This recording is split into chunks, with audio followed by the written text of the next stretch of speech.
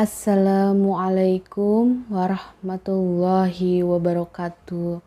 Alhamdulillahillazi badi'al hadi ila bahyanir rosadi.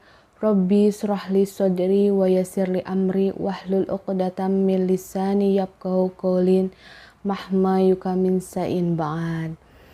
Teman-teman sekalian, alhamdulillah pada hari ini kita masih diberikan rezeki berupa nikmat sehat sehingga kita masih bisa menjalankan ibadah puasa, nikmat umur sehingga kita masih diperkenankan bertemu dengan bulan suci Ramadan, dan nikmat iman dan Islam.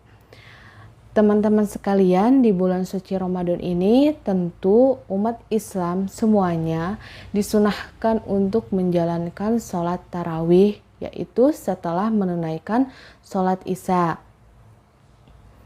Maka dari itu ada beberapa hal atau ada beberapa keadaan yang memungkinkan atau membuat seseorang berada atau menjalankan sholat tarawih itu secara mandiri atau di rumah. Contohnya saya sendiri, saya menunaikan ibadah sholat tarawih di rumah karena saya sedang memiliki anak yang masih berusia 1 tahun, yang apabila dibawa ke masjid ditakutkan anak saya itu rewel atau tantrum di pertengahan sedang menunaikan ibadah sholat tarawih sehingga mengganggu jemaah lain. Oke. Ada beberapa keadaan yang sering dialami oleh ibu-ibu ketika sedang sholat.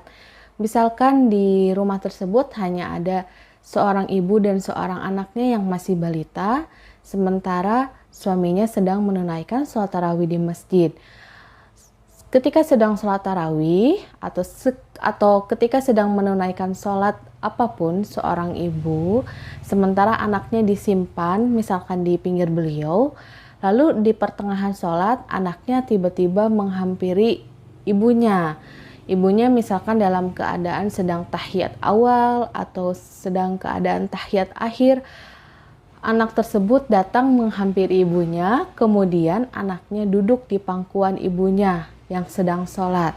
Atau bahkan ada anak yang sudah aktif, yang sudah bisa memanjat, ada yang ibunya sedang ruku, anaknya memanjat ke tubuh ibunya gitu. Bagaimana keadaan tersebut? Apakah harus membatalkan sholat? Apakah sholatnya sah atau bagaimana? Ibu-ibu atau teman-teman sekalian, menggendong anak dalam keadaan sholat sah-sah saja. Akan tetapi ada satu hal yang perlu kita perhatikan. Apakah anak kita itu bajunya bersih dari najis, dari apapun, tidak menempel najis apapun pada tubuhnya. Akan tetapi ada satu hal yang perlu diingat ketika kita hendak menggendong anak kita dalam keadaan sholat, atau anak kita tiba-tiba duduk di pangkuan kita ketika kita sedang sholat, yaitu anak kita harus dalam keadaan suci dari najis, baik pakaiannya atau apapun yang menempel pada tubuhnya, tidak sedang mengompol atau tidak sedang menggunakan diapers yang tentunya isinya ya najis, yaitu misalkan anaknya sudah pipis atau bahkan sedang pup gitu di diapers tersebut. Sebab orang yang sedang menjalankan sholat diperintahkan meninggalkan hal-hal atau barang-barang yang terkena najis, baik di pakaian, baik di alas sholat, ataupun di sandal. Dengan demikian, apabila anak kita mengenakan diapers, maka tidak boleh menggendongnya, karena bisa jadi anak kita itu sudah pipis atau sudah buang air besar di diapersnya, maka secara tidak langsung anak kita itu membawa najis, dan ketika kita menggendongnya berarti dalam keadaan sholat kita membawa najis, dan ini sungguh dilarang.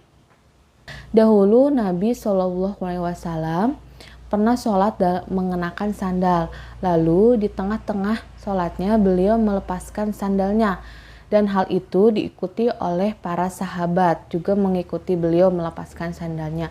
Setelah selesai sholat, beliau mengabarkan kepada para sahabat bahwa beliau itu dikasih tahu oleh malaikat Jibril bahwa di sandalnya itu terdapat najis, maka beliau melepaskannya. Kisah ini diriwayatkan oleh Ibnu Hibban, Al-Baihaqi, Ad-Darimi.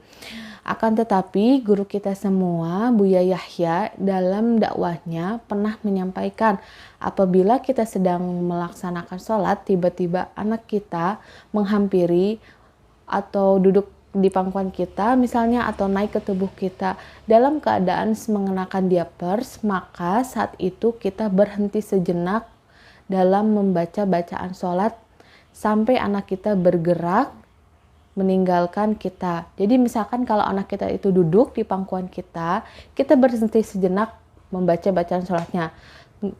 Tak lama kemudian ketika anak kita berpindah, jalan lagi kemana misalnya, baru kita melanjutkan lagi sholatnya. Mungkin itu saja video hari ini tentang hukum sholat kita sambil membawa anak yang mengenakan diapers. Terima kasih atas perhatiannya, mohon maaf atas kesalahannya. Wallahu muwaffiq ila aqwamit thoriq. Assalamualaikum warahmatullahi wabarakatuh.